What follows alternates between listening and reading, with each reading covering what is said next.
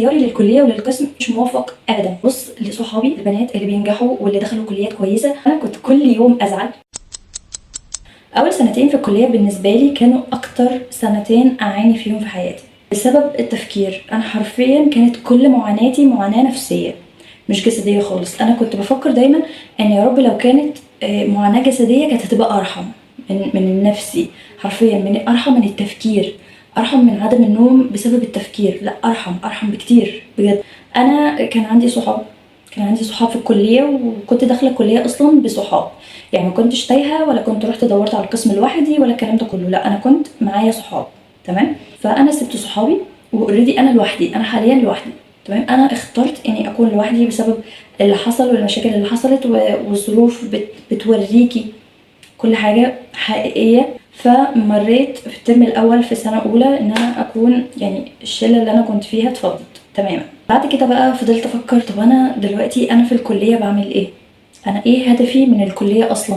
ايه هدفي بعدين قلت لنفسي خلاص يا شهد، خلاص ركزي على حياتك، ركزي على اهدافك، وركزي على مستقبلك. جيت اركز على مستقبلي لقيت اصلا انا مش عندي هدف، يعني انا مش عندي حاجه اتعب علشانها، بس عندي احلام. انا عندي احلام بس ما عنديش هدف يخليني اوصل للاحلام دي. فحرفيا انا عانيت معاناه ان انا الاقي هدف وان انا ادور على هدف. وماما عانت معايا كتير جدا عشان ندور على هدف. كل يوم اقول لها على هدف، كل يوم اجي لها معيطه واقول لها يا ماما انا تعبانه، انا ما عنديش هدف. كنت بصلي يعني اكتر من الفروض علشان ادعي ربنا. كنت بطلع كل يوم بفكره مشروع، كل يوم حرفيا اطلع بفكره مشروع جديده. فهي بقى خلاص يعني فاض بيها، اللي هو انا كل ما اقول لها حاجه دلوقتي تقول لي مش بتعملي اللي انت عايزاه. ده بجد والله. انا كنت جايبه مجموع كويس جدا في الثانويه العامه لاني انا كنت ادبي، فكنت جايبه مجموع كويس. بس مع الاسف كان اختياري للكليه وللقسم كان مش موفق ابدا ابدا. فكنت دايما ببص لصحابي البنات اللي بينجحوا واللي دخلوا كليات كويسه، وكمان اللي ما جابوش مجاميع عاليه ودخلوا كليات هم استفادوا منها. فانا كان عندي صاحبتي دايما بتنزل استوريات يعني على طول وان هي بتشتغل وشغلها واو. انا كنت كل يوم ازعل، كل يوم اعيط على حالي، اللي هو انا قاعده مش بعمل اي حاجه خالص. حرفيا انا ما كنتش بنزل الكليه، ما كنتش بحضر المحاضرات، نزلت اشتغل اي شغل قدامي نزلت اشتغل. انا كل خوفي ان انا ما الاقيش هدف، وانا عندي احلام كتير. طب انا هحقق الاحلام دي ازاي؟ انا عندي مثلا نفسي في بيت مواصفاته كذا، فيلا كده. طب انا اوصل للحاجات دي ازاي وانا اصلا مش عندي هدف؟ يعني عندي حاجه اشتغل عليها واتعب عليها علشان اوصل للاحلام دي. فحرفيا كنت كل يوم افكر، كل يوم ادور، كل يوم يا ربي طب انا اعمل ايه. وكنت دايما ابص على اللي حواليا وهم عمالين بينجحوا وبيكبروا وانا قاعده مكاني. هدف زي ايه؟ يعني مثلا افتح مشروع. في بنات كتير قوي هدفها ان هي تفتح مشروع وتنجحه، عندها براند وتنجحه. مثلا واحده نفسها تبقى دكتوره، واحدة نفسها تبقى مدرسة في لغة معينة أو في مادة معينة، فهي بتتعب وتشتغل على نفسها عشان توصل لكده. أنا بقى ما كانش عندي أي حاجة خالص.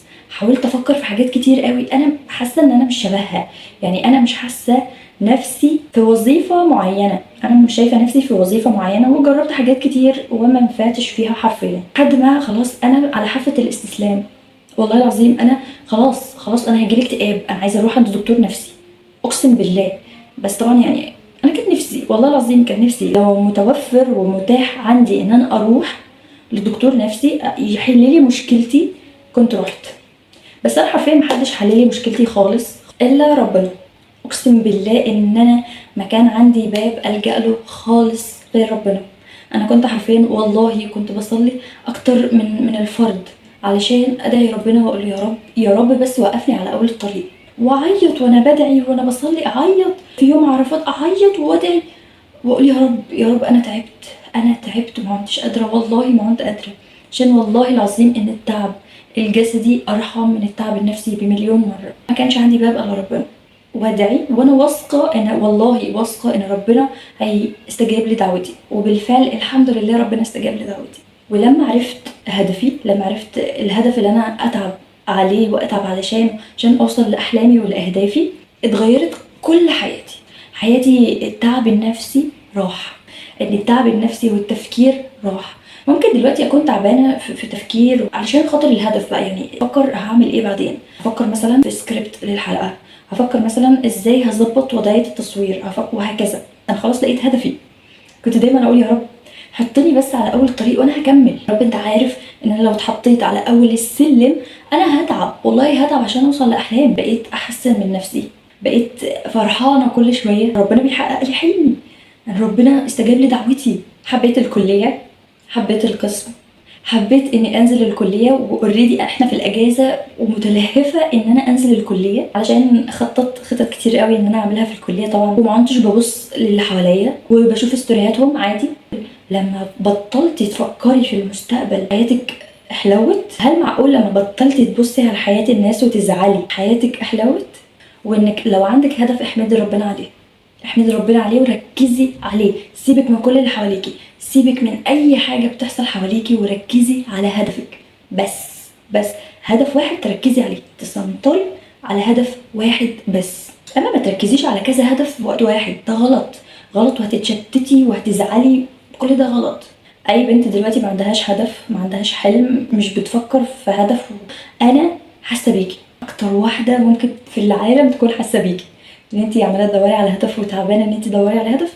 انا اكتر واحده حاسه بيكي والله. في علاقتي مع صحابي، في الصحاب انا كانت علاقتي توكسيك خالص، اتبهدلت يعني. بس انا عايزه اقولك ان انت لازم تختاري الصحاب اللي شبهك، لازم تختاري الصحبه اللي تنجحك، مش الصحبه اللي تشتتك. ولا تختاري الصحبه اللي تقعد تلففك بقى والكلام ده. لا خالص. احنا عايزين ننجح، عايزين نتقدم بحياتنا قدام. فلازم نختار بنات شبهنا، لازم نختار بنات عندها طموح، لازم نختار بنات عندها اهداف. انت لما تقعي هي تشدك، وهي لما تقع انت اوريدي تشديها. مش هيكون عندكم وقت فاضي اصلا. انتوا عايزين تركزوا على اهدافكم وتركزوا على حياتكم، فانتوا مع بعض هتكملوا بعض. لو مفيش خلاص ربنا معانا، والله انا لوحدي اقسم بالله ما في حد معايا. لو مفيش خلاص ربنا معانا، مفيش احسن من ان ربنا يكون معانا طبعا. لو هنتكلم في العلاقات، الارتباط والخطوبه والكلام ده كله، كشخصيتي كشهد انا ماليش في الارتباط خالص، ولا ليا في الخطوبه دلوقتي في السن ده. أنا مش بفكر في الحاجات دي خالص. وانا انصحك ان انتي ما تفكريش في حوار الارتباط ده. اولا هو حرام، ثانيا انتي اصلا مش فاضيه، احنا مش فاضيين. احنا قدامنا حياه مستقبليه، هدفنا عشان نحقق اهدافنا ونحقق احلامنا، فلازم نركز على حياتنا بس.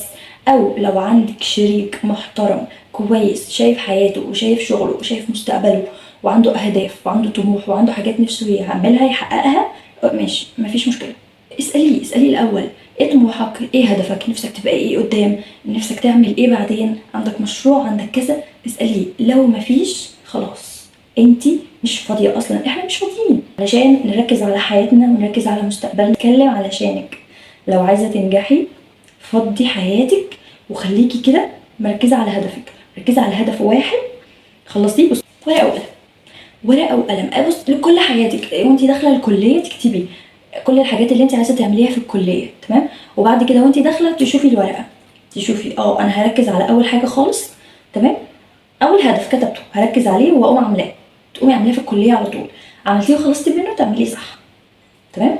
تاني هدف خلاص نركز بقى على تاني هدف، عملتيه وخلصتي منه تعمليه صح، وهكذا. الورقه والقلم هيساعدوكي في كل حاجه، تكتبي اهدافك. والله انا كاتبه برضه اهدافي. تكتبي اهدافك وتكتبي حياتك وتشوفي انت عايزه ايه، وتغيري روتينك بقى، تهتمي بنفسك كده.